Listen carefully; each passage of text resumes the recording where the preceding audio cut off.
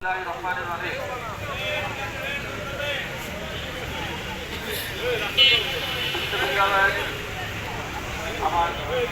সভাপতি ভাই ও বোনেরা, আসসালামু আলাইকুম। দীর্ঘদিনের আন্দোলন চলছে। বেশ কেন্দ্রীয় আন্দোলনটা হুট করেই আসেনি, এটা দীর্ঘদিন যাবত আন্দোলন চলে আসছে। সেই আন্দোলনের প্রেক্ষিতেই সরকার একটি পে কমিশন গঠন করেছে। আমরা আশায় বুক পেরেছি পে কমিশন থেকে যে ইনশাআল্লাহ এবার আমাদের জন্য কিছু একটা হবে, কিন্তু আমরা দেখতে পেলাম পে কমিশন গঠন করার পর ওনারা টাকা পয়সা খরচ করে নানা রকম জিনিসপত্র তৈরি করলেন নিজেদের জন্য।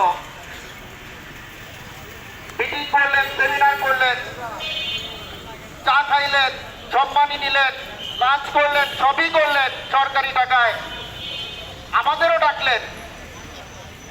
প্রত্যেক বিশ্ববিদ্যালয় প্রতিষ্ঠানের অ্যাসোসিয়েশন সহ সকল সংগঠনের প্রতিনিধিদের সাথে কথা বললেন। শেষ পর্যন্ত কথা বললে তারা কি করলেন, অনেক গবেষণা করে তারা দুইয়ের সাথে দুই গুণ করে একটা পে স্কেল তৈরি করলেন। গবেষণা করার পরে তাদের এই পে স্কেল তৈরি করার পরে কিছুদিন পর তারা আবার আমাদের একটা বাণী শুনিয়ে দিলেন যে এটা বাস্তবায়ন করা সম্ভব না। আমাদের প্রশ্ন, যদি সম্ভবই না হয় তাহলে এত টাকা পয়সা কেন খরচ করলেন? এত টাকা পয়সা করে যেহেতু খরচই করলেন, তাহলে এখন কেন সম্ভব না?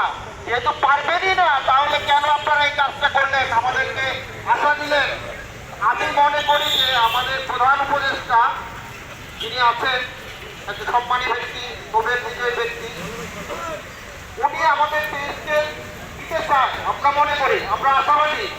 কিন্তু তাদের ষড়যন্ত্রের কারণে আমাদেরকে দেশকে দিতে পারছেন না, আমরা জানতে চাই। নির্বাচনের আগেই আমরা প্রজ্ঞাপন জারি চাই।